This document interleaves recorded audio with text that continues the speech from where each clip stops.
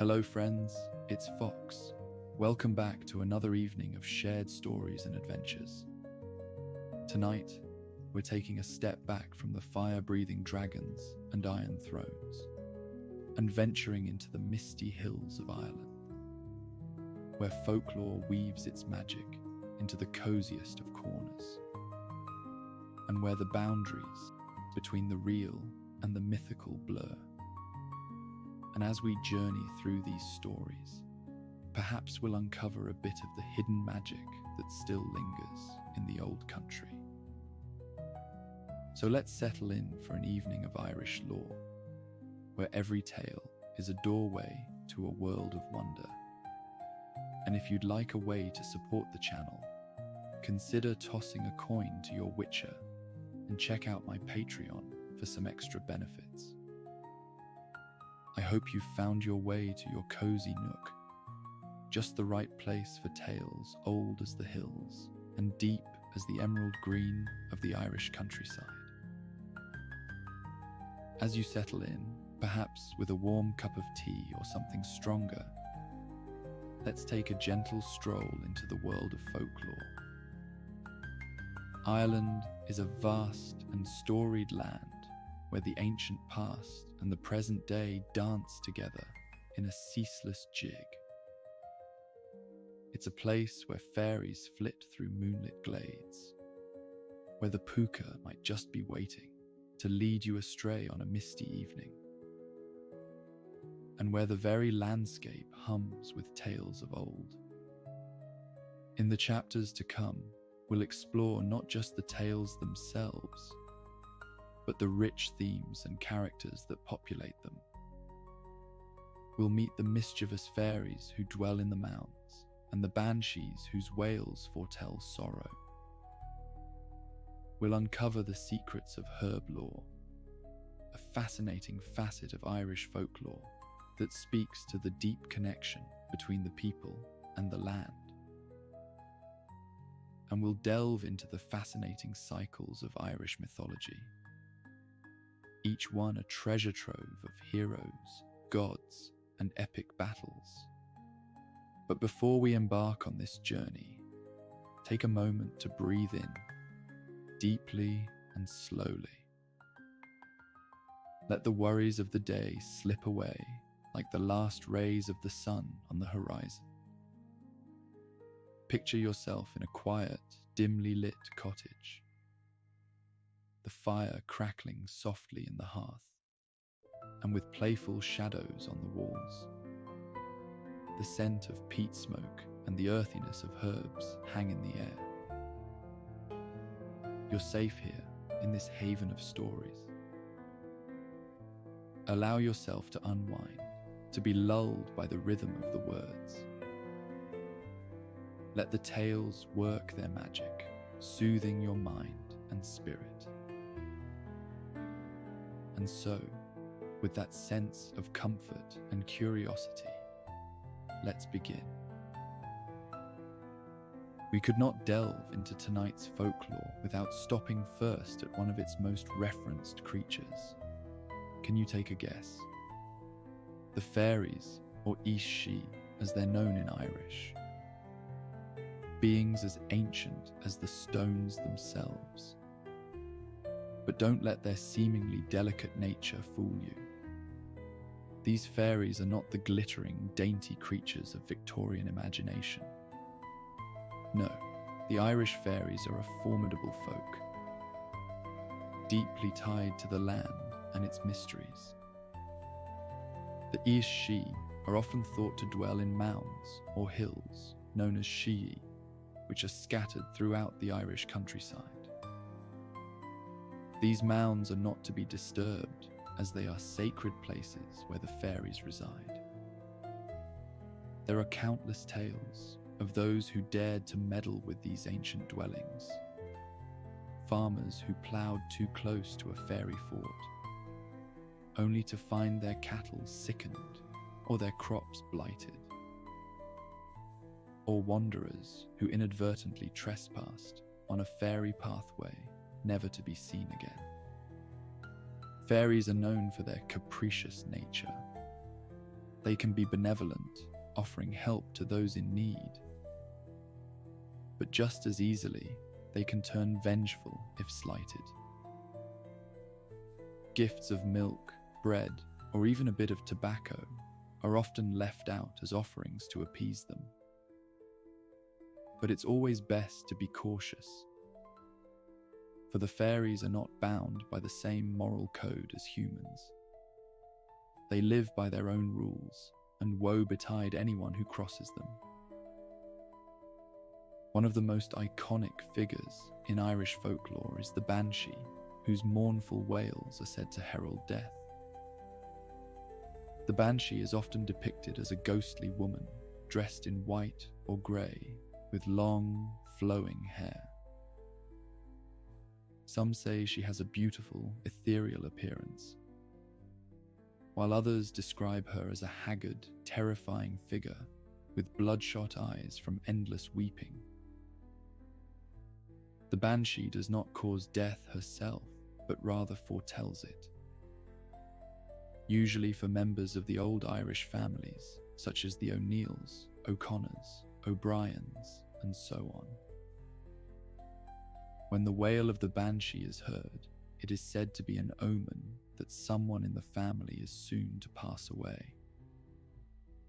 Interestingly, the banshee is not necessarily a figure of evil. She is often seen as a protector of the family, mourning the impending loss with them. In some tales, she is even said to be the spirit of a woman who loved the family in life and continues to watch over them in death. Now, let's talk about the puka, one of the most mischievous and unpredictable creatures in Irish folklore. The puka is a shapeshifter capable of taking many forms, but it is most commonly seen as a dark horse with glowing eyes, a goat, or a goblin-like figure. The puka is known for playing tricks on humans, sometimes leading travelers astray, or even taking them on wild, terrifying rides through the countryside. Despite its trickster nature, the puka is not always malevolent. In some stories, it is known to offer advice or help to those who treat it with respect. However, like the fairies, the puka lives by its own set of rules, and it's best not to cross paths with one, unless you're prepared for an unpredictable encounter. The leprechaun, perhaps the most famous of all Irish folklore characters. But don't be fooled by the modern image of the leprechaun as a harmless, jolly figure. Traditionally, leprechauns are solitary creatures, known for their skills in shoemaking and their love of gold. They are cunning and can be quite tricky if you're not careful. Legend has it that if you catch a leprechaun, he must grant you 3 wishes or lead you to his pot of gold. But leprechauns are masterful tricksters, and many a would-be treasure hunter has been led astray or found themselves outwitted by these clever creatures. Leprechauns are often seen as symbols of the Irish spirit. Independent, clever, and a bit mischievous. They embody the wit and resourcefulness that are so valued in Irish culture, and they remain beloved figures in folklore to this day. One of the darker aspects of Irish folklore is the legend of changelings. It was believed that fairies would sometimes steal away human children, leaving behind a changeling, a fairy child, or an elderly fairy in disguise. These changelings were often sickly or behaved in strange ways, leading families to suspect that their true child had been taken. Various rituals were performed to try and force the changeling to reveal its true nature, some of which could be quite harsh. The belief in changelings reflects the deep connection between the mortal and fairy worlds in Irish folklore, and the fear of losing a loved one to the other world. Though more commonly associated with Scottish folklore, Selkies, seal folk who can shed their skins to become human, also appear in Irish tales. These stories often revolve around a Selkie who is captured by a human and forced to remain in human form, usually through the theft of their seal skin. These tales are often tinged with sadness, as the Selkie longs to return to the sea and their true nature. Selkie stories are a poignant reminder of the themes of freedom, identity, and the natural world that run through much of Irish folklore. They also underscore the tension between the human world and the supernatural, a recurring motif in many of the tales we'll explore. As we delve deeper into the world of Irish folklore, we'll find that one of the most fascinating aspects is the deep connection to the natural world, particularly through the use of herbs and handcraft. These traditions are not just remnants of the past, but living practices that continue to carry meaning and purpose. In the world of Irish folklore, herbs are more than just plants. They are vessels of power, protection, and healing. The ancient Celts, and later the rural communities of Ireland, believed that every plant had its own spirit or essence, and that understanding the properties of these herbs could unlock their potential to affect the world around them. Many herbs were used in folk medicine, and their uses were often passed down through generations. For example, St. John's wort was widely believed to ward off evil spirits and protect against witchcraft. It was often hung above doorways or worn as an amulet for protection. Similarly, yarrow was used to stop bleeding and heal wounds, a practice that dates back to ancient times when warriors would carry the herb into battle. Another common herb in Irish lore is elder, particularly the elder tree. The elder was considered sacred and was thought to be inhabited by spirits. Its branches were never to be cut down without permission from the tree's spirit, and its leaves and berries were used in various remedies, from soothing colds to protecting against malevolent forces. Herbs were also central to various magical practices. Rowan was one such plant, often associated with protection against enchantment. A sprig of rowan might be placed over the doorway of a home or tied to a horse's bridle to protect against fairy mischief. Hawthorn was another powerful plant, believed to be a gateway to the other world. It was often left undisturbed in the wild, as cutting it down was thought to bring misfortune. Perhaps one of the most intriguing herbs in Irish folklore is foxglove. Known for its beautiful, bell-shaped flowers, foxglove was believed to be closely associated with fairies, often referred to as fairy gloves or fairy bells. It was thought that fairies used the flowers as hats or gloves, and the plant was both revered and feared. While foxglove has medicinal properties, it is also highly toxic, which only adds to its mysterious allure in folklore. In rural Ireland, the knowledge of herbs and their uses was often held by wise women, or banfasa, who were the keepers of this ancient wisdom.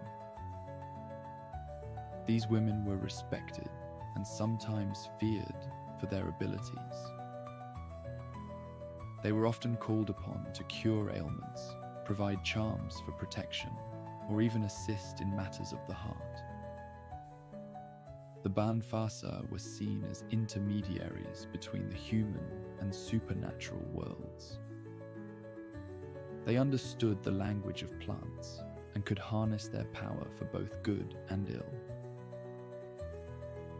Just as herb lore is woven into the fabric of Irish folklore, so too is the art of handcraft. Traditional crafts were not merely utilitarian, but were imbued with symbolic meaning and often intertwined with folklore and superstition. Weaving, for instance, was more than just a way to produce cloth. In many tales, weaving is a metaphor for fate and destiny, with the threads representing the lives of individuals and the patterns reflecting the interwoven nature of the community. In some stories, the act of spinning or weaving could even influence events, as seen in tales where a witch or fairy might weave a curse into a garment. Breege's cross, a small cross made of rushes, is another example of how handcraft is tied to folklore. This cross is traditionally made on the Feast of St. Breege and is hung above doorways to protect the home from fire and evil spirits. The making of Breege's cross is a ritual that connects the present with the past, blending Christian and pagan traditions. Pottery and metalwork also hold significant places in Irish folklore. The leprechaun's pot of gold is perhaps the most famous example of metalwork in folklore. But there are many other stories where crafted objects hold power. Swords forged by master craftsmen were believed to possess magical qualities, granting their bearers invincibility or sharpness beyond the natural.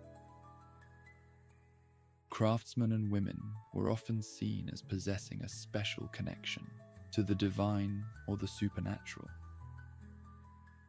Their ability to transform raw materials into something beautiful or useful was viewed as a kind of magic in itself.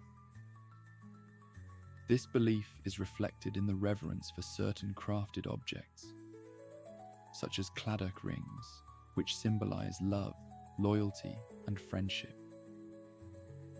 or Celtic knots, whose endless loops represent eternity and interconnectedness. Among all these facets of Irish folklore, I think that herb lore stands out as particularly intriguing. There's something deeply captivating about the idea that the plants we walk past every day might hold secrets and powers known only to a select few. In a world where so much is explained by science and technology, the mystery of herb lore reminds us that there is still magic to be found. Now it's time to turn our attention to something even grander, that being the mythology that underpins much of Ireland's cultural heritage. Irish mythology is rich with gods, heroes, and epic tales that have been passed down through the ages. The core of Irish mythology is divided into four main cycles: the mythological cycle, the Ulster cycle, the Fenian cycle, and the historical cycle. Each of these tells a different set of stories, but they are all deeply interconnected, mirroring the values, beliefs, and history of the Irish people. Let's take a closer look at these cycles and the key themes and characters within them. The mythological cycle is the oldest of the four, and deals with the stories of the gods and the early inhabitants of Ireland. These tales are steeped in magic and mystery, offering a glimpse into a world where the supernatural was a part of daily life. At the heart of the mythological cycle are the Tuatha De Danann, a race of godlike beings who are said to have ruled Ireland in ancient times. The Tuatha De Danann were skilled in magic and warfare, and they were revered as both gods and ancestors by the people of Ireland. They are often depicted as beautiful and wise, with abilities far beyond those of ordinary mortals. One of the most famous stories from this cycle is the Battle of Mag Tuired, where the Tuatha De Danann fought against the Fomorians, a race of malevolent beings who represented the forces of chaos and destruction. The Tuatha De Danann were led by the hero Lugh, a god of many talents who played a key role in their victory. This battle is often seen as a sort of symbolic representation of the struggle between order and chaos, light and darkness. The Dagda is another prominent figure in the mythological cycle, known as the Good God or the Great Father. He's a deity of many attributes, and the way he's depicted is often as a robust, jovial figure with a large club, a cauldron, and a harp. The Dagda is associated with fertility, abundance, and the protection of the people. The club is one of his most notable possessions. It is said to have the power to kill 9 men with one blow. But with the handle, he can also bring the dead back to life. This dual nature reflects the balance of life and death, destruction and creation, which is a recurring theme in Irish mythology. The Dagda's cauldron, known as the Cauldron of Plenty, is another significant symbol. It's a bottomless vessel that provides an endless supply of food, representing abundance and the sustenance of life. The cauldron is often seen as a symbol of the Dagda's role as a provider and protector, ensuring the well-being of the people. But the Dagda's harp is perhaps the most magical of his possessions. With it, he can control the seasons and the emotions of those who hear its music. One story tells of the Fomorians stealing the Dagda's harp, plunging the world into chaos. The Dagda, along with Lugh and Ogma, retrieves the harp, and with its music restores order to the world. This tale highlights the importance of balance and harmony in Irish mythology, as well as the idea that music and art have the power to shape reality. One of the most interesting aspects of the mythological cycle that I think is worth examining is the interplay between the mortal and divine realms. The Tuatha De Danann, while godlike, are also depicted as having very human qualities. They experience love, jealousy, anger, and sorrow, just like mortals. This goes hand in hand with the ancient Irish belief that the gods were not distant, aloof beings, but rather close to the people, involved in their lives and their land. After their defeat by the Milesians, the next wave of invaders, the Tuatha De Danann, are said to have retreated into the other world, becoming the Shii, or the people of the mounds. The Shii continue to play a role in later folklore, often appearing as fairies or other supernatural beings. Another prominent figure in the mythological cycle is the Morrigan, a complex and multifaceted deity associated with war, fate, and death. The Morrigan is often depicted as a shapeshifter, capable of taking on the form of a crow or raven. And she is known for her ability to influence the outcome of battles. She is a figure of both fear and respect, embodying the unpredictable nature of war and the inevitability of death. She plays a significant role in the Second Battle of Mag Tuired, where she uses her powers to aid the Tuatha De Danann. The stories of the mythological cycle are not just about gods and battles. They also explore themes of sovereignty, the connection between the land and its people, and the idea of destiny. These tales set the stage for the later cycles, introducing many of the characters and themes that would continue to play a role in Irish mythology and folklore.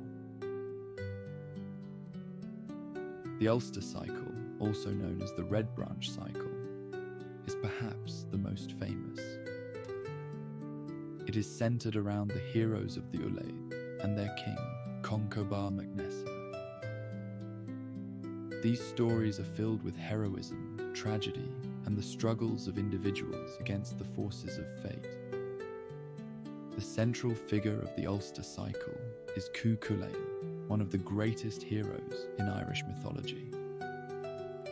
His story is one of valor, strength, and a tragic destiny. He was born as Setanta, the son of the god Lugh and Daichtin, the sister of King Conchobar.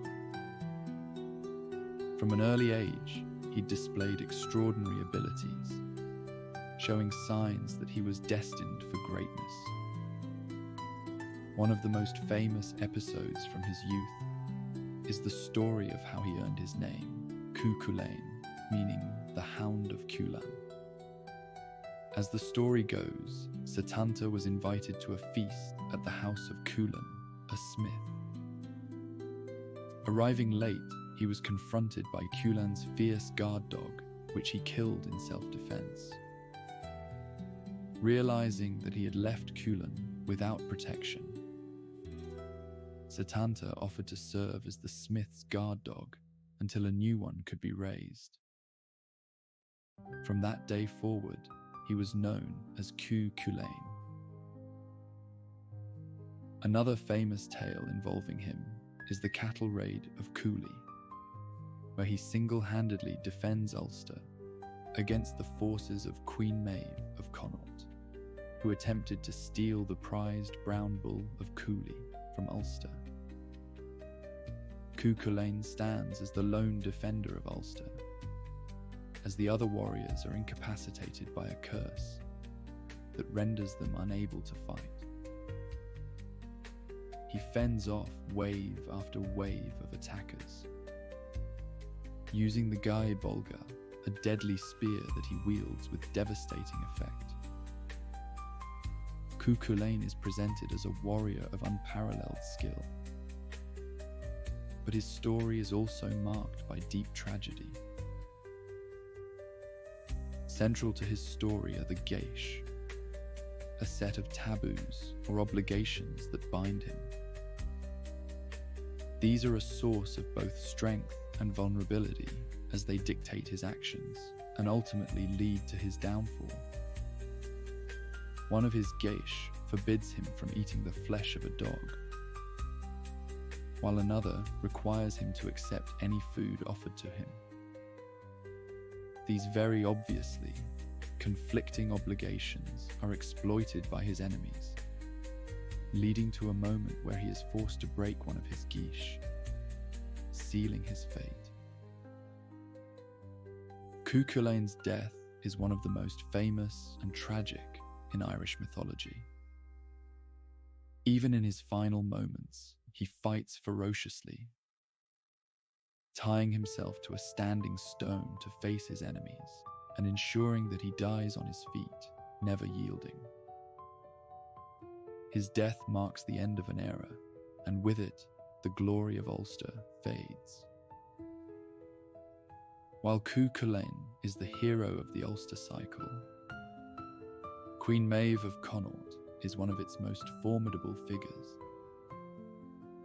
Maeve is a complex character, ambitious, cunning, and unyielding in her pursuit of power. She is a rare example of a powerful female leader in a warrior society, and her actions really are a driving force for many of the conflicts.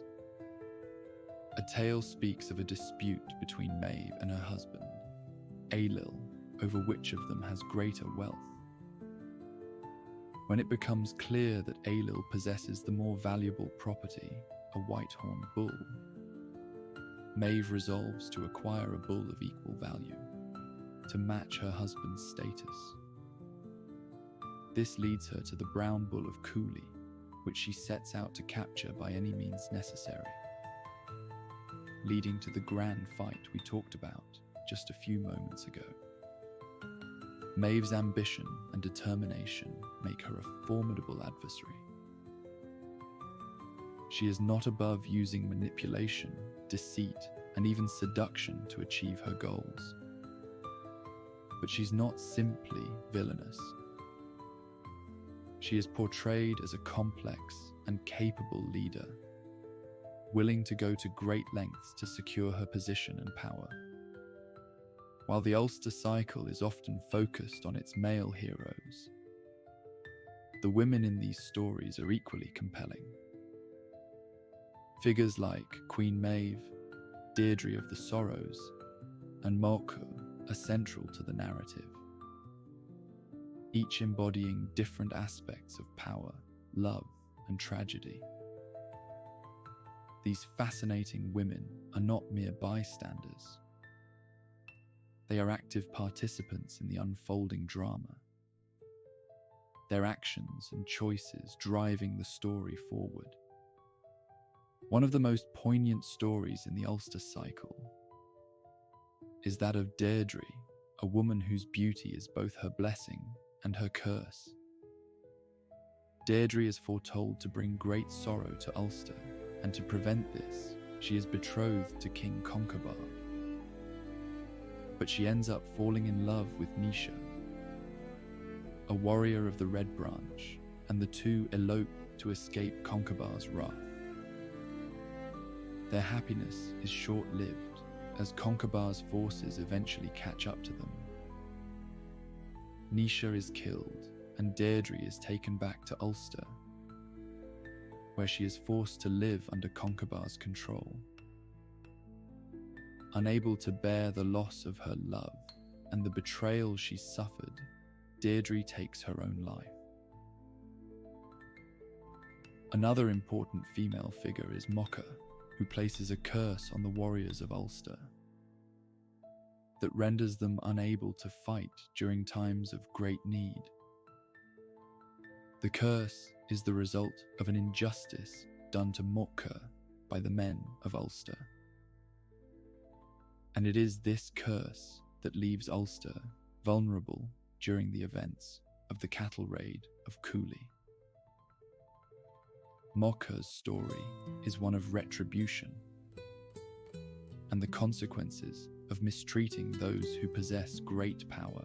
The Fenian cycle, also known as the Ossianic cycle, is centered around the legendary hero Finn MacCumhaill, otherwise referred to as Finn MacCool, and his band of warriors, the Fianna. These stories are more focused on adventure and the exploits of the Fianna, as they protect Ireland from various threats. Finn MacCool is one of the most beloved figures in Irish mythology, and the stories of the Fenian cycle often depict him as a larger-than-life figure, capable of incredible feats of strength and cunning. His origins are quite mysterious. His father was the leader of the Fianna, but was killed in battle before Finn was born. To protect him from those who might seek to harm him, Finn's mother sent him into hiding, where he was raised in the wilderness by two wise women. Under their tutelage, Finn learned the skills of a warrior and the knowledge of the natural world. One of the most famous stories from Finn's youth is his encounter with the salmon of knowledge. According to legend, there was a magical salmon that had eaten the hazelnuts from the well of wisdom, and whoever ate the salmon would gain all the knowledge of the world. Finn was tasked with cooking the salmon for the poet Finn Eates. But while doing so, he burned his thumb and instinctively put it in his mouth. In that moment, he gained the salmon's wisdom. And from then on, whenever Finn needed guidance, he would place his thumb in his mouth to access this knowledge. The Fianna, Finn's band of warriors, were known for their loyalty, courage, and sense of adventure.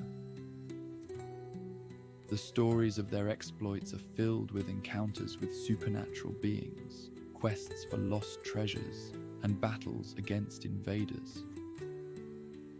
These tales are often lighter in tone than those of the Ulster cycle, with a greater emphasis on camaraderie and the joys of life in the wild. To join the Fianna, a warrior had to prove his worth through a series of rigorous tests of not only physical strength, but also moral integrity and a deep respect for nature.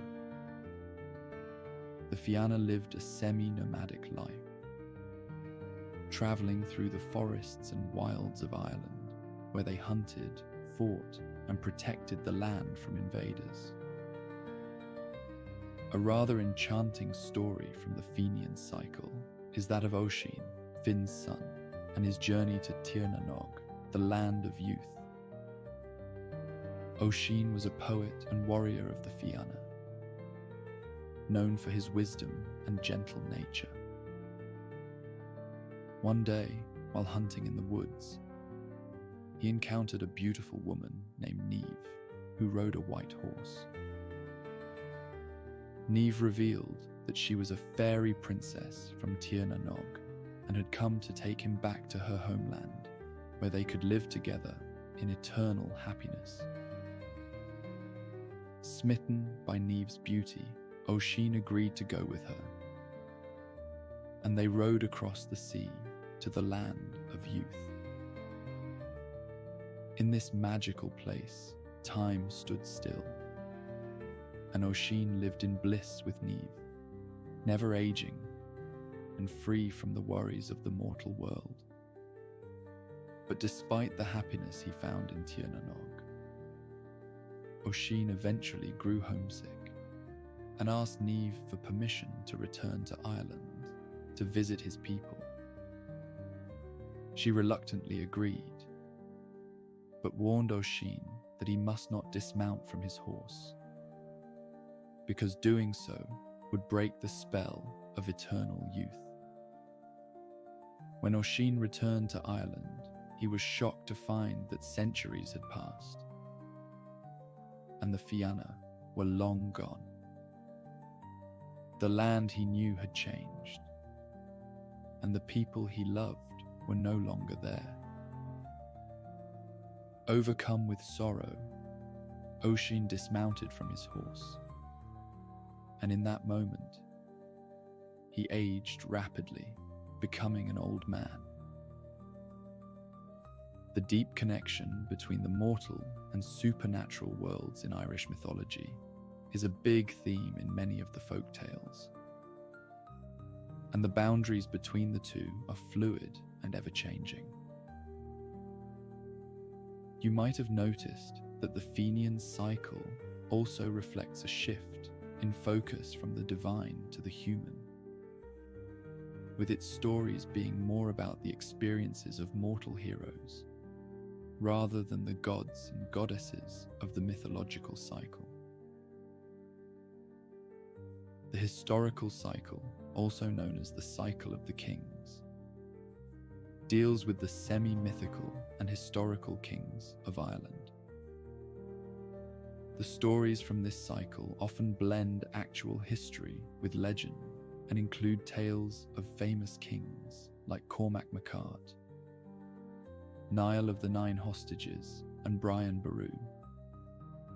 Many of these kings are depicted as wise and just, but they are also often tested by the gods, their enemies, and their own people.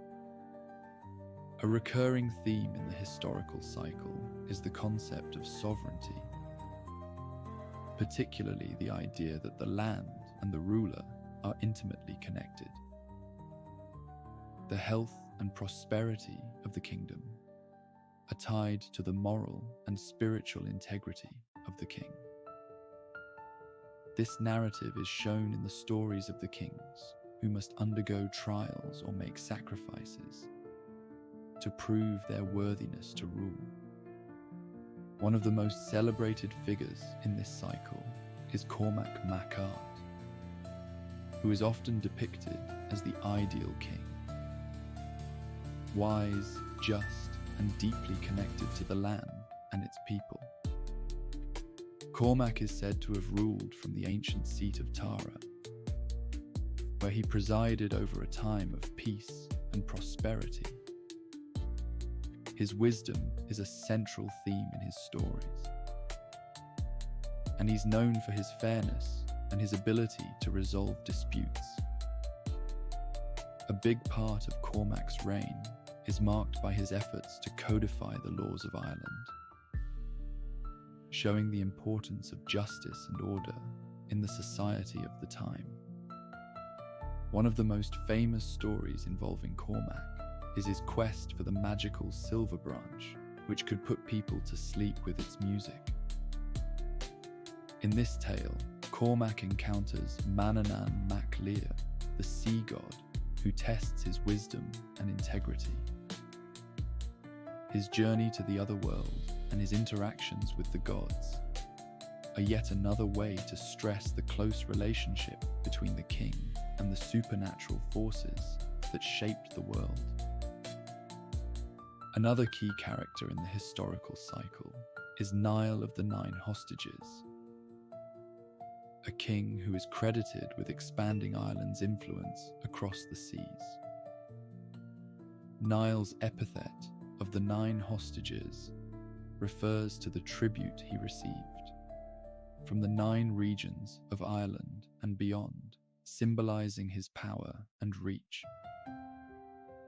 He's often depicted as a warrior king, leading raids and conquests that brought wealth and power to Ireland, particularly through the establishment of colonies in Scotland and the north of England. The sovereignty of the land was regularly personified as a goddess who would bestow her favor upon the rightful king. This relationship was symbolized by the Banais Ric, or wedding of the king, in which the king would ritually marry the land, represented by the sovereignty goddess.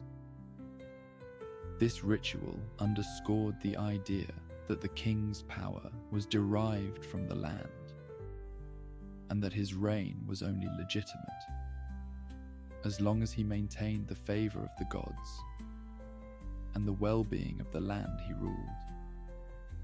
The historical cycle is unique in its blending of historical fact and myth. While some of the figures in these stories may well indeed have been real people, their tales are often embellished with supernatural elements and moral lessons that elevate them to the status of legend. These stories are not just records of events, but are also expressions of the hopes, fears, and values of the people who told them. They offer insight into the way the ancient Irish viewed their world, their leaders, and their place in the larger cosmos. One of the most pervasive themes in Irish folklore and mythology is the interplay between the mortal and supernatural worlds. The boundary between these realms is shown to be thin and permeable, with characters moving between them with ease, or sometimes against their will.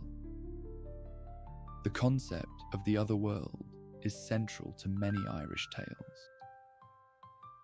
It is a place of eternal youth, beauty, and magic, inhabited by gods, fairies, and other supernatural beings.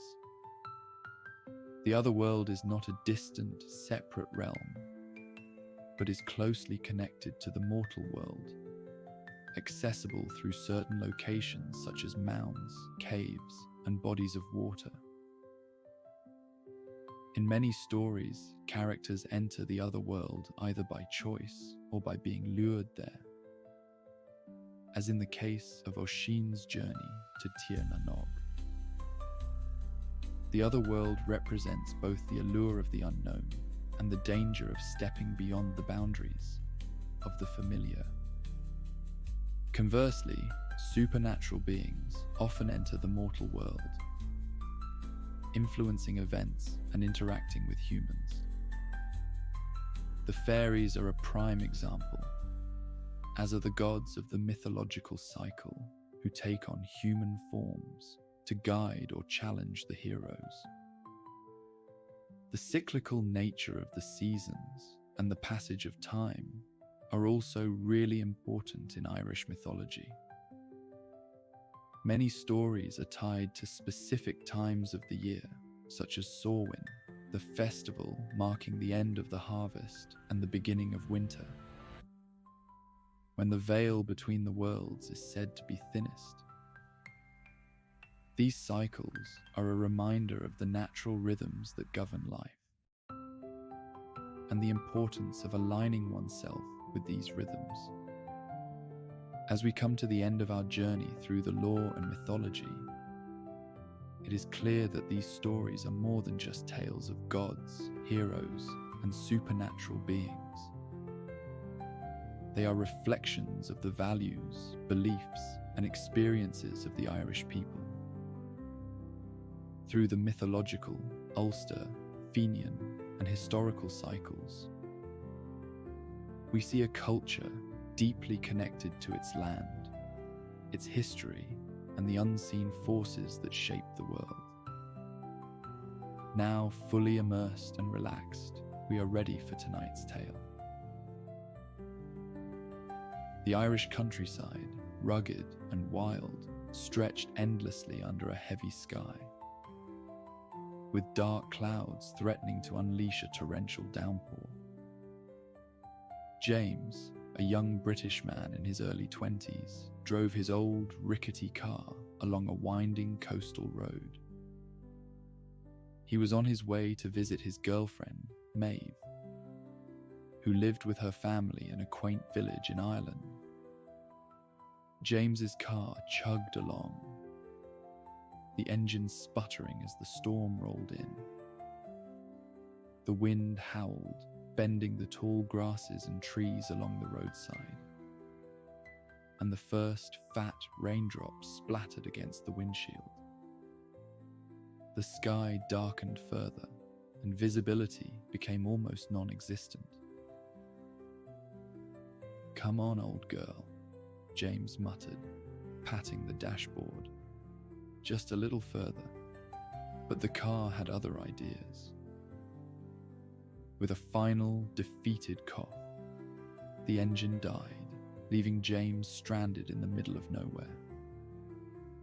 He cursed under his breath and stepped out into the pouring rain, squinting through the gloom. In the distance, he saw a faint glow. A small village nestled against the coast.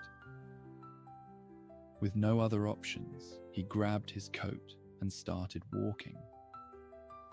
The village appeared as if it had been plucked from another time.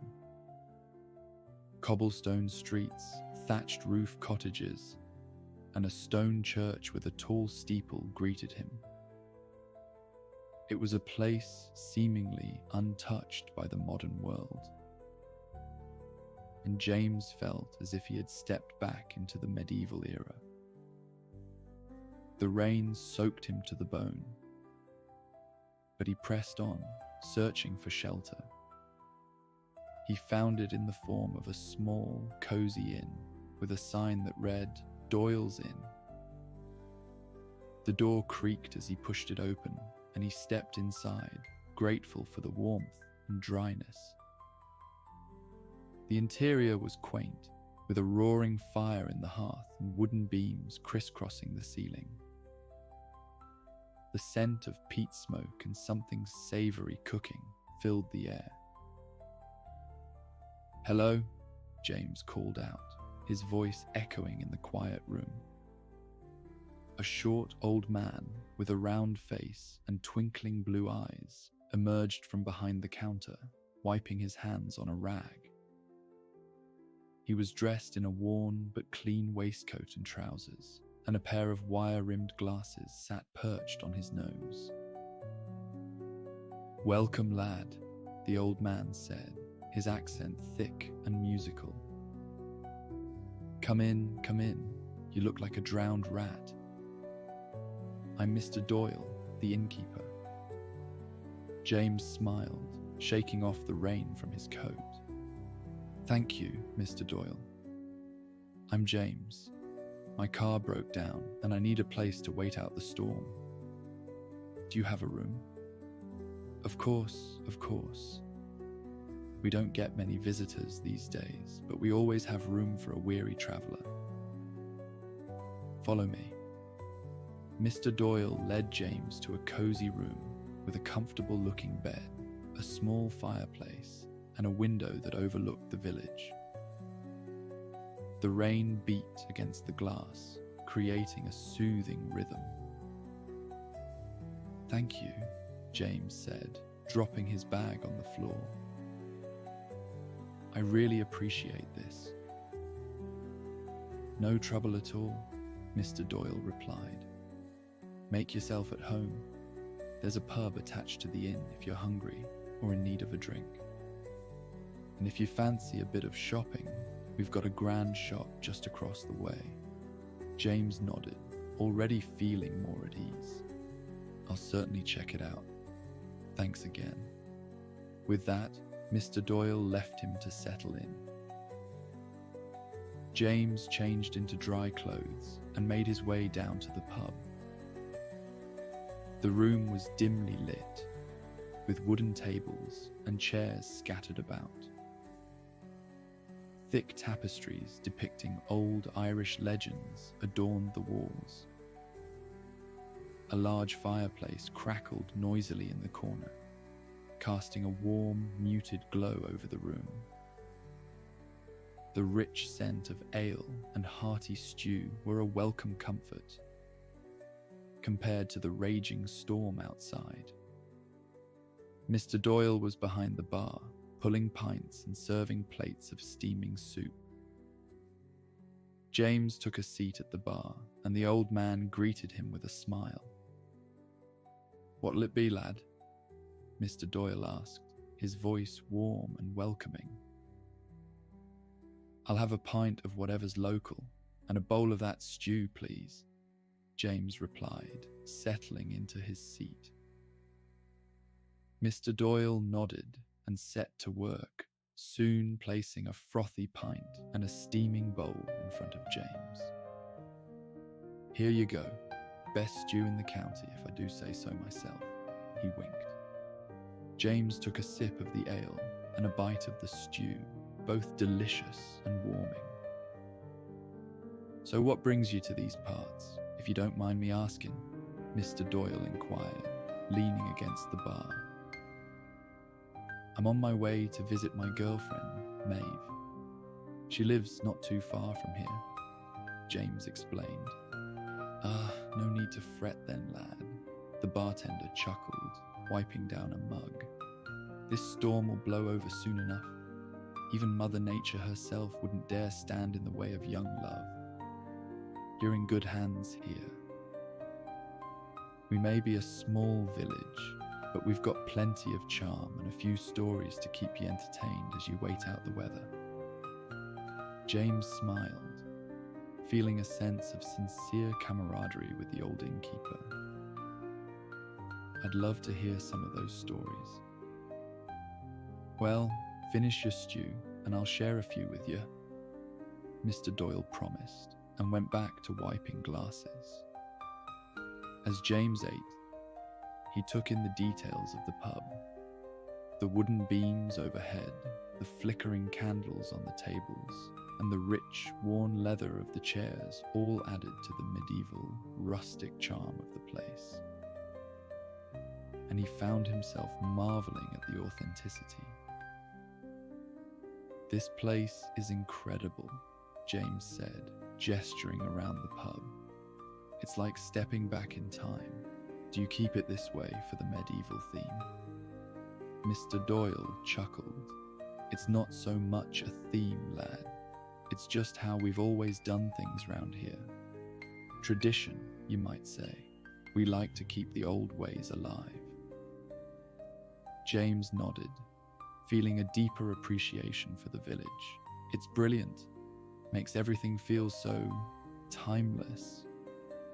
They continued to chat, the cozy atmosphere making James feel right at home. As the evening wore on, he mentioned his nerves about meeting Maeve's family for the first time. "I'm a bit nervous about it," James admitted. "What if they don't like me?" Mr. Doyle gave him a reassuring smile. Don't worry, lad. Just be yourself and you'll do fine. But I'll tell you what. How about we play an old drinking game to take your mind off it?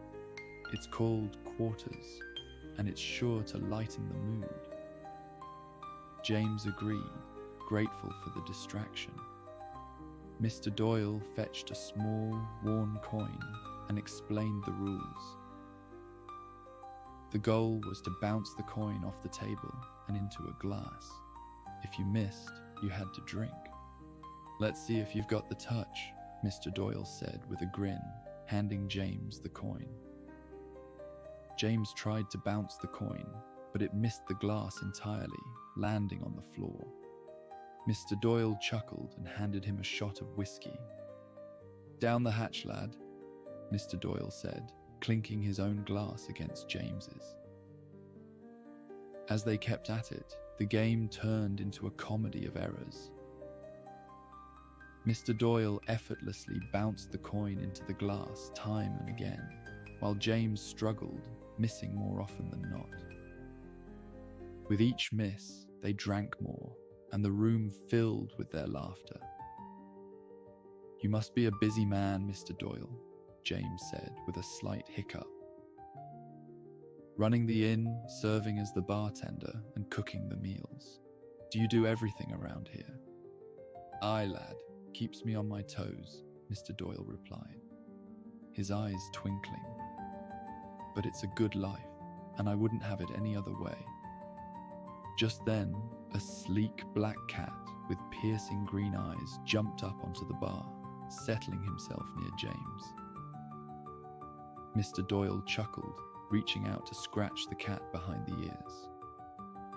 "Ah, Finn's decided to join us.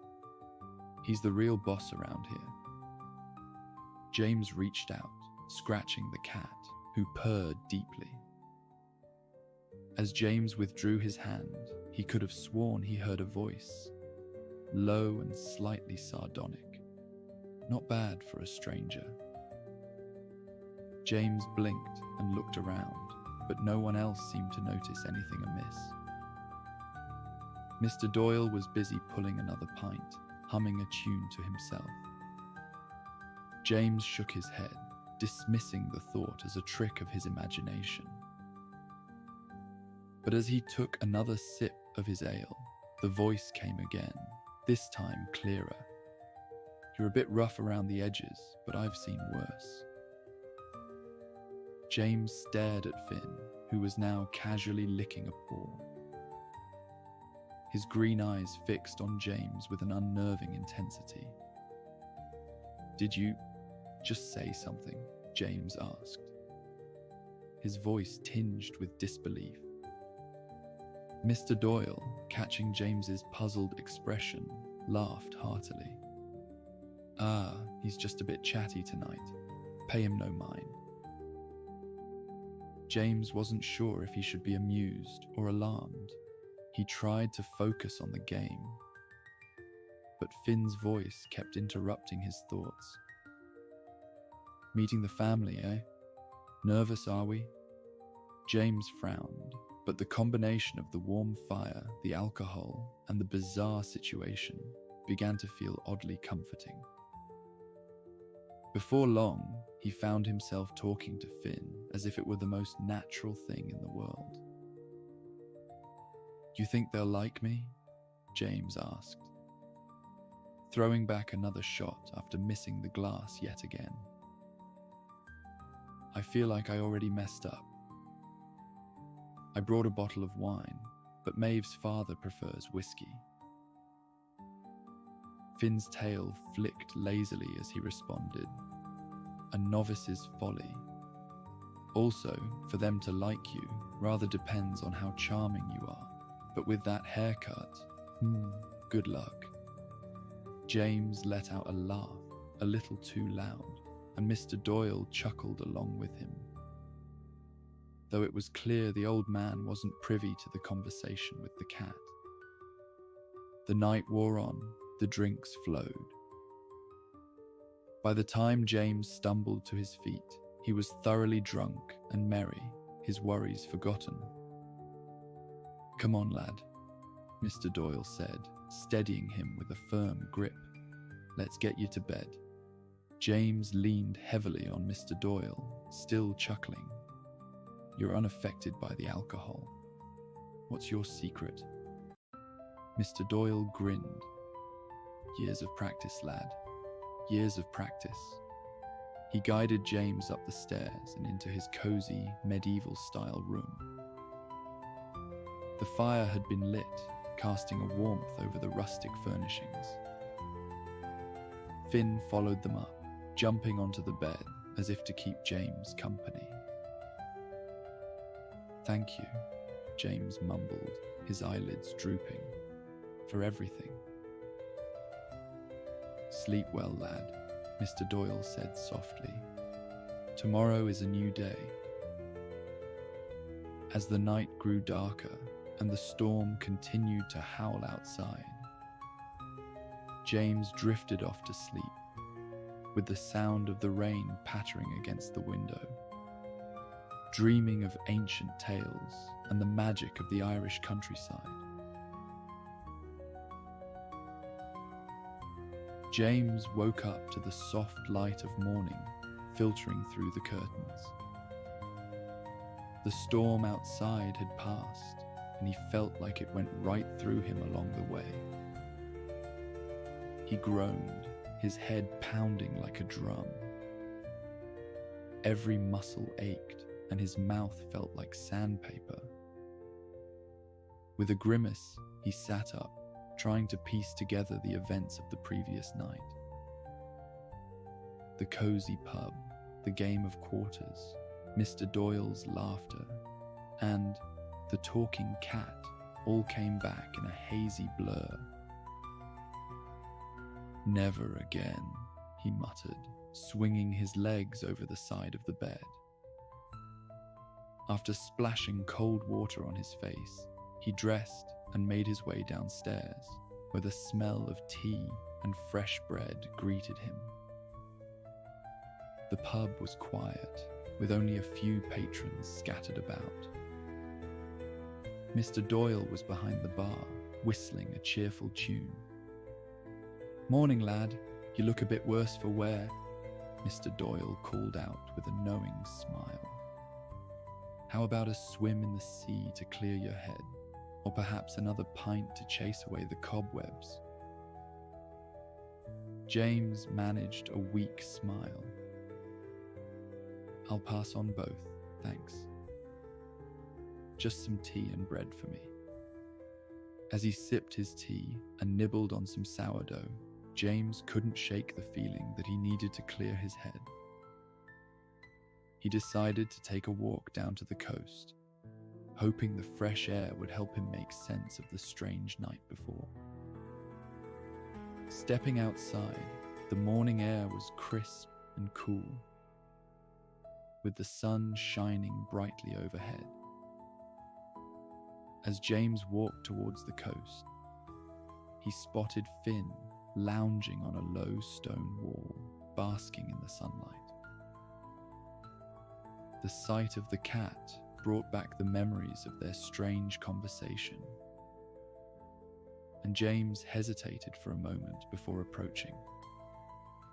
Taking a deep breath, James knelt down in front of Finn, who opened one eye lazily, as if irritated by the interruption.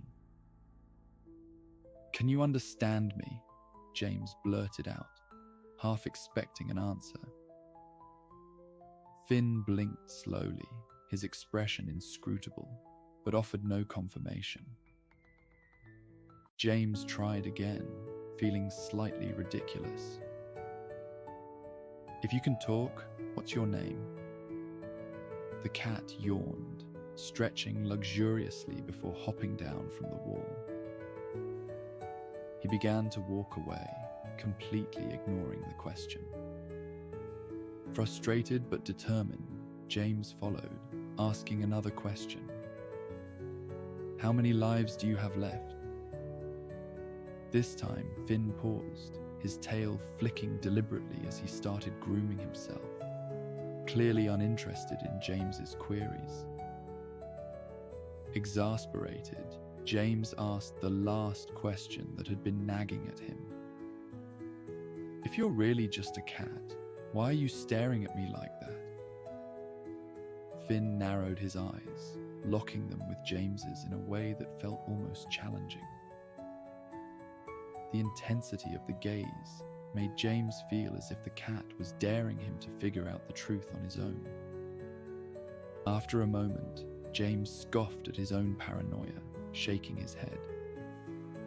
"I'm losing it," he muttered, walking past Finn and heading down towards the coast, the sound of the waves calling to him.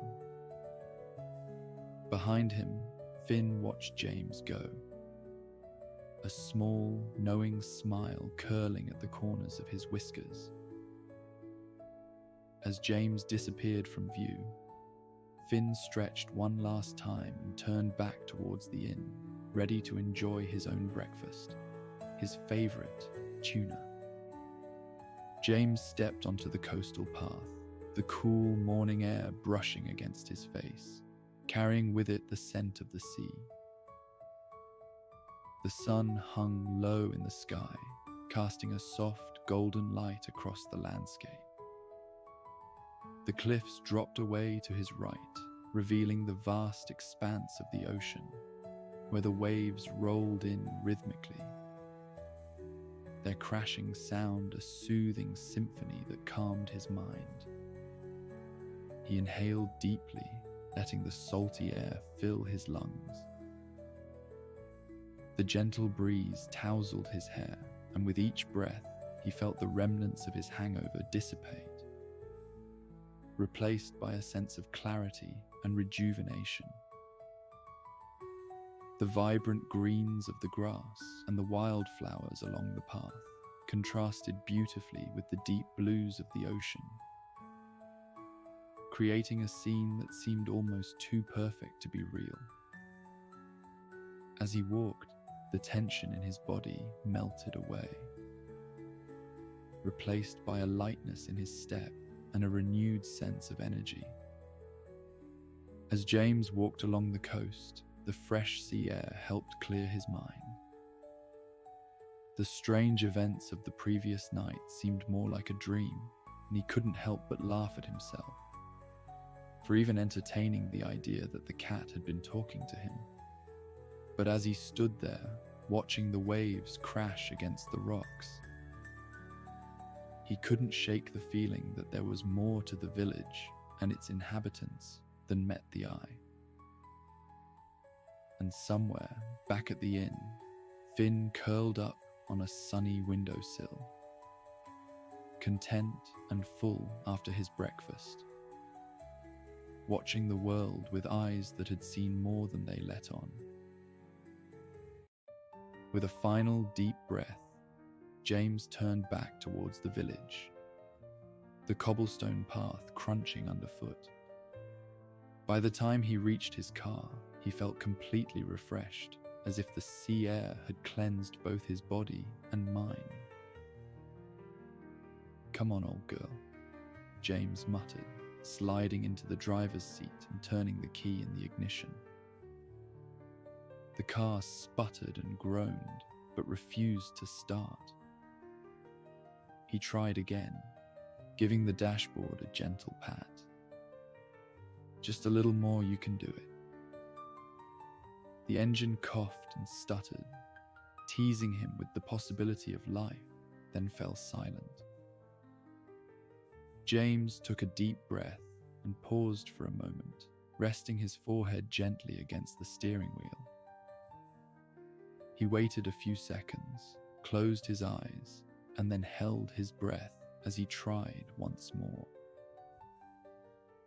Finally, with a reluctant start, the engine roared back to life, and James let out a triumphant cheer, a broad smile spreading across his face. He patted the dashboard again, this time with affection. "Good girl." Overjoyed, James sat for a moment, the hum of the engine a comforting sound after the uncertainty of his journey. But before he could continue on his way, something tugged at his curiosity. The grand shop Mr. Doyle had mentioned. Deciding to take a quick detour, James parked the car near the village square and walked down the path toward the shop. As he approached, he couldn't help but chuckle to himself. The grand shop Mr. Doyle had spoken of was, in reality, a small, rickety antique store, its quaint, weathered sign barely hanging on its hinges and swaying gently in the breeze. The sight of the modest, slightly crooked building only added to its charm. With a smile tugging at the corners of his mouth, James pushed open the door, a soft bell tinkling as he stepped inside, ready to explore whatever treasures lay within. Despite its size, the shop had a warmth and character that drew him in, making him eager to see what secrets it held. The shop was a treasure trove of curiosities, with shelves crammed full of trinkets, dusty books, and strange artifacts. James walked slowly through the aisles, examining the strange items closely. As he was inspecting an ornate mirror, he heard a noise behind him and nearly jumped out of his skin. Mr. Doyle stood behind the counter, a wide grin on his face. "Still feeling a bit rough, are we?" the old man teased. James laughed, shaking his head. "A bit better now. How come you're not hungover in the slightest?" Mr. Doyle simply winked in response. James continued to browse, picking up various things and peering at them up close. One in particular caught his eye. It was a large, ancient cauldron, its dark metal gleaming dully in the light. It was adorned with intricate Celtic designs, swirls and knots that seemed to dance across its surface. "What's the story behind this?" he asked, pointing to it. Mr. Doyle's eyes sparkled with excitement. Looks like you found one of our most interesting pieces. Each has a story worth telling. Sit back and I'll share them with you." James settled into a plush chair, rubbing his temples, but listening intently. "This," Mr. Doyle began, his voice taking on a storyteller's cadence, "is Dagda's cauldron, one of the 4 great treasures of the Tuatha De Danann." James leaned forward, intrigued. Who were they? A mythical race of sorts, considered gods and heroes in our myths of old. Mr. Doyle explained. They brought 4 treasures with them when they came to Ireland. Dagda's cauldron was one of them. It's said that this cauldron never runs dry and can feed an army without ever being emptied. James raised an eyebrow. Mr. Doyle smiled, settling into a nearby chair as if preparing for a long tale. The Dagda was the chief of the gods, a father figure with great wisdom and power. He was also known for his immense appetite and love of life. This cauldron here was his prized possession. It was a symbol, you could say, of his generosity. For no matter how many came to eat, the cauldron always provided. He paused, eyes alight with the thrill of storytelling. Legend has it that during the Second Battle of Mag Tuired, the Tuatha De Danann fought against the Fomorians, a race of monstrous beings. They were a real nasty piece of work, and many were wounded. After the fight, the Dagda used his cauldron to feed the warriors. It gave them strength and healed their wounds. For the food from the cauldron was more than just nourishment. It was imbued with magic. James listened, captivated by the imagery. Here, surrounded by this place removed from time, he could almost see the battlefield, the weary warriors, and the giant Dagda doling out portions from the cauldron. Mr. Doyle's voice softened, and he touched the cauldron tenderly. It reminded the people that no matter how dire the circumstances, there was always enough to go around.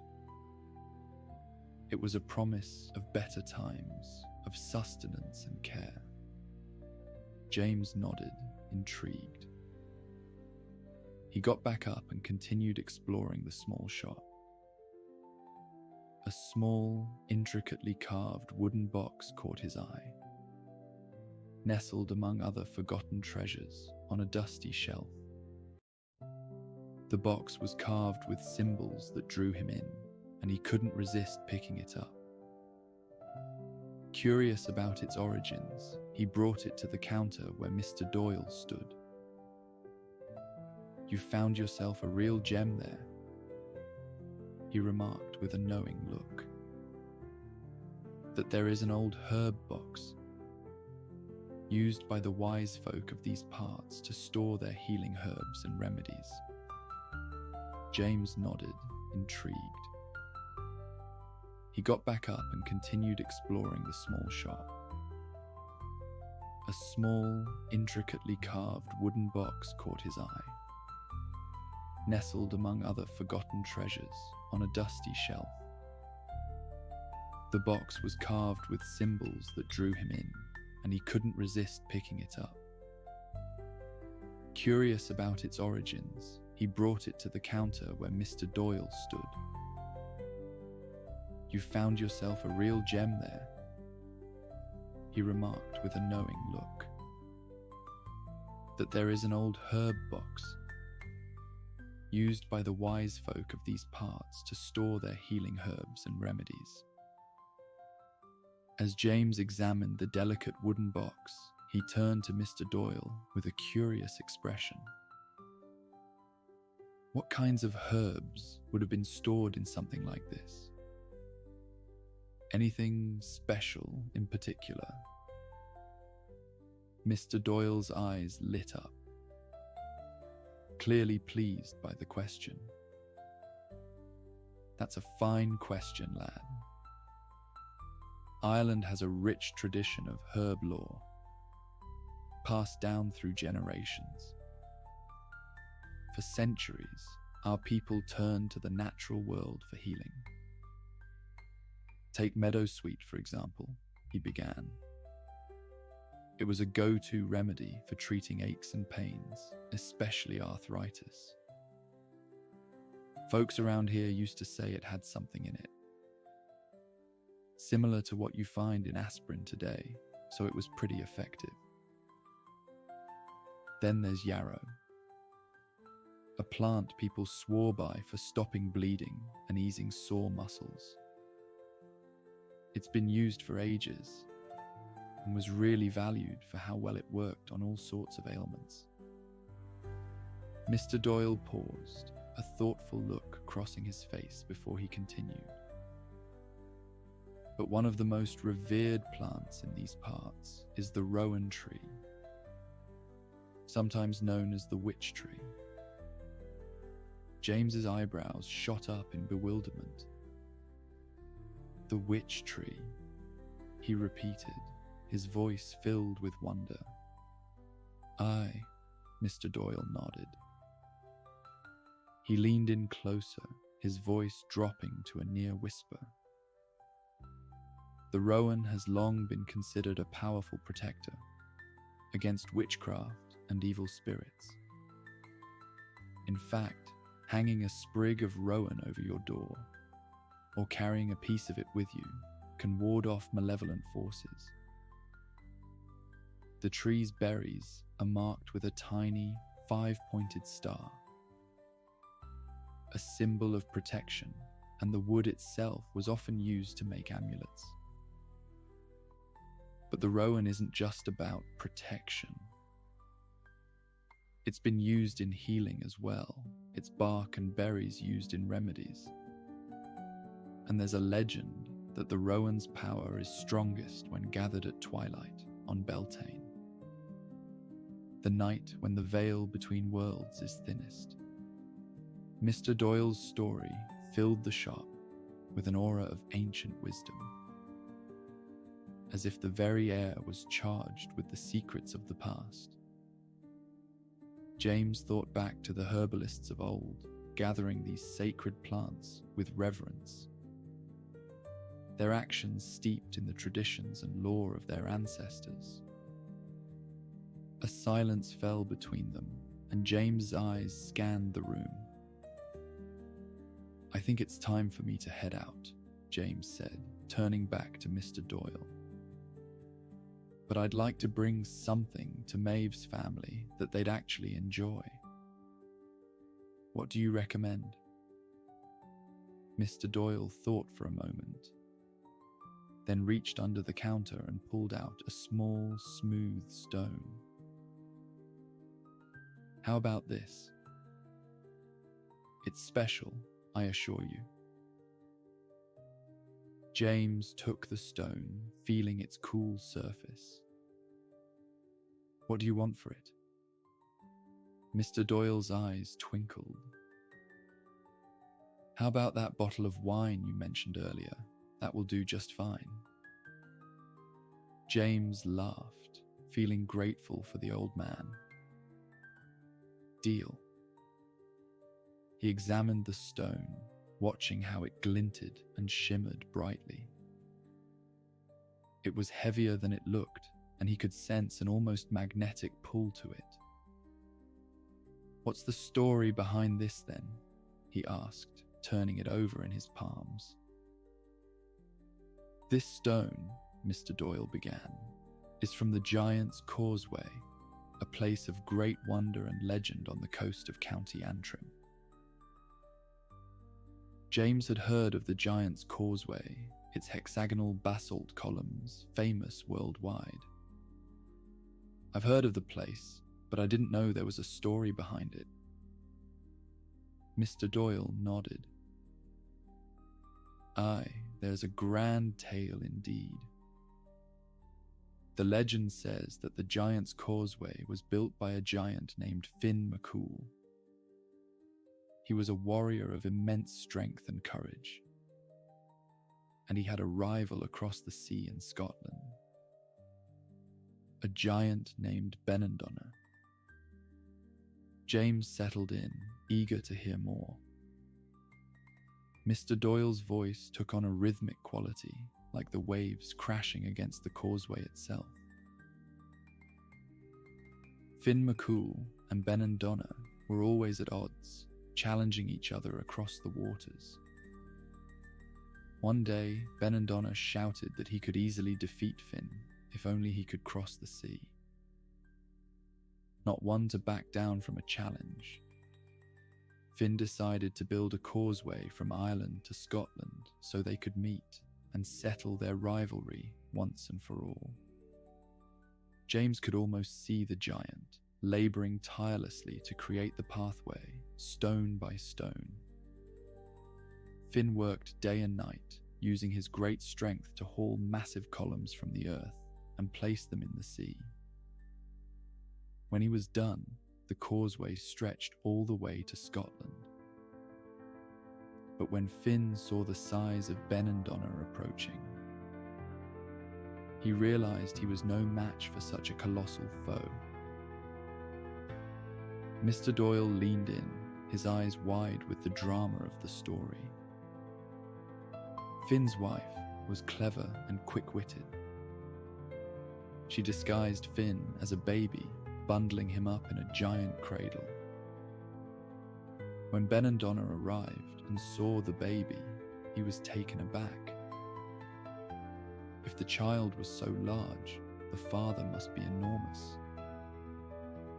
Fearing for his life, Ben and Donna fled back to Scotland, tearing up the causeway as he went to prevent Finn from following. James laughed at the cleverness of Finn's wife. That's brilliant. So the stones that are left are what's left of the causeway. Exactly, Mr. Doyle said, beaming. This stone here is a piece of that legendary pathway. It's said to hold the power and strength of the giants who built it, a reminder of the cleverness and ingenuity that can overcome even the mightiest of foes. James held the stone up to eye level, feeling the weight of history. It's incredible to think of all the stories tied to these places. Mr. Doyle nodded. Our land is rich with tales, lad. Each one teaches us something, if we're willing to listen, that is. As the old man finished his last story, James knew he ought to be on his way and get back on the road. The storm had already passed, leaving a clear, bright sky in its wake. And he was borrowing daylight in order to make it to Maeve's in a timely manner. With the stone safely in his pocket, James bid Mr. Doyle farewell and stepped out into the fresh, rain-washed air. The village, now bathed in sunlight, seemed almost magical. As he walked back to his car, James couldn't help but feel that he had experienced something extraordinary. The stories, the items, the village itself. It all felt like a dream. Yet it was undeniably real. Driving away, he glanced in the rearview mirror, half expecting the village to disappear.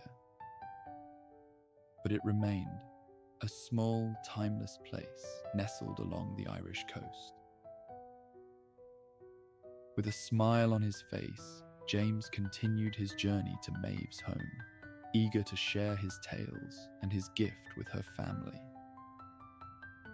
Maeve's family home was a charming farmhouse, surrounded by lush gardens and towering oak trees. As James pulled up, Maeve came running out to greet him, her smile as bright as the sunshine. "James, you're finally here," she exclaimed, throwing her arms around him. "It's good to see you, Maeve," he replied, holding her close. Maeve's family welcomed him warmly. Her father, a tall man with a kind face, shook James's hand firmly.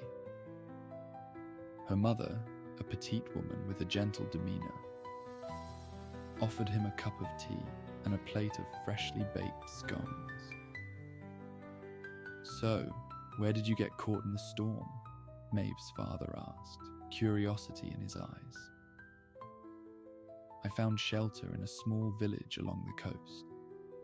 It was quite the place," James replied, a smile playing on his lips. Maeve's eyes widened. "A village? Which one?" James described the village, the inn, the pub, and the antique shop. He told them about Mr. Doyle and the fascinating stories he had shared. "I brought a gift," James said, pulling out the stone. "It's from the Giant's Causeway, according to Mr. Doyle." Maeve's father examined the stone, a look of appreciation on his face. "It's a fine piece, James." "Thank you." The family gathered around, listening to James's tales of the village and its enigmatic innkeeper. They laughed at the stories, their faces lighting up with amusement and wonder. A few days later, James and Maeve set off on their return journey. The countryside was as beautiful as ever, and James felt a sense of contentment as they drove. He was eager to show Maeve the village and introduce her to Mr. Doyle. As they neared the spot where James had found the village, Maeve's brows furrowed in confusion. "Are you sure it was here?" "Yes, I'm certain. The inn, the pub, the antique shop. It was all right here," James insisted, scanning the landscape. But there was no sign of the village.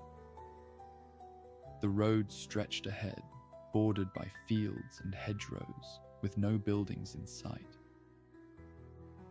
Maeve looked at James, arching an eyebrow. "Maybe you imagined it," she teased. "Or maybe you needed the extra day to yourself to calm your nerves before meeting my parents."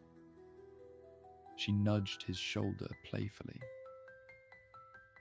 "I promise, it was right here," James said, a note of disbelief in his voice. They stopped the car and got out, walking around the area. But no matter where they looked, there was no trace of the village. Maeve's laughter rang out, a melodic sound that made James smile despite his confusion. Back in the car, Maeve's curiosity was piqued. "Tell me more about Mr. Doyle. Did he have any peculiar features?" James thought for a moment. "No, he looked normal." "Is there anything you remember about him that stood out?" she asked. "Not really, other than the fact that he can outdrink me without having a hangover. He had a very strong affinity for wine, beer, whiskey, any kind of drink, really." Maeve's eyes sparkled with amusement. Then perhaps you met a cluricorn. They're like leprechauns, but are merry and love their drink. They're harmless tricksters." James laughed, the idea sounding both absurd and oddly fitting. "A cluricorn, huh? Maybe you're right." Maeve continued, her voice filled with excitement. "Cluricorns are known to bring a bit of magic and merriment wherever they go. Your little encounter sounds exactly like something they'd get up to." James, still in disbelief, began to see the humor and mystery in the situation. "I suppose it's possible. Ireland is full of magic after all." As they drove away from the coast, James reflected on his strange experience. The village, Mr. Doyle, the captivating stories. It all seemed like a dream. Far behind them, the coastal landscape lay peaceful and serene. The storm had fully passed, leaving the air clear and the sea calm. On a rocky outcrop overlooking the waves, two small figures sat, enjoying the gentle breeze. Mr. Doyle, now revealed as a cluricorn, uncorked the bottle of wine James had given him. He took a sip, savoring the taste, and popped a few wildflowers and nuts into his mouth. "Here's to another grand tale and a bit of magic in the everyday," he murmured, raising the bottle in a toast to the sea. Finn purred next to him, relaxed fully, soaking in the sun. As the waves crashed against the shore and the sun set in a blaze of colour, Mr. Doyle smiled, knowing that the magic of Ireland would continue to weave its enchantment, one story at a time. And so, my dear friends, we close the book on tonight's tales. I hope you've enjoyed this journey into the heart of Irish folklore, where myths and legends come alive in the warmth of a cozy hearth. As we part for the evening, may the stories we've shared linger in your thoughts, and may the magic of Ireland's past find a place in your dreams. Next time, we'll delve even deeper into these ancient tales, exploring the secrets of the Fae, the wisdom of old kings, and the mysteries that still haunt the Emerald Isle. Until then, may your nights be filled with the quiet rustle of old stories, and may your sleep be as peaceful as a moonlit walk through a misty Irish glen. Slán go fóill.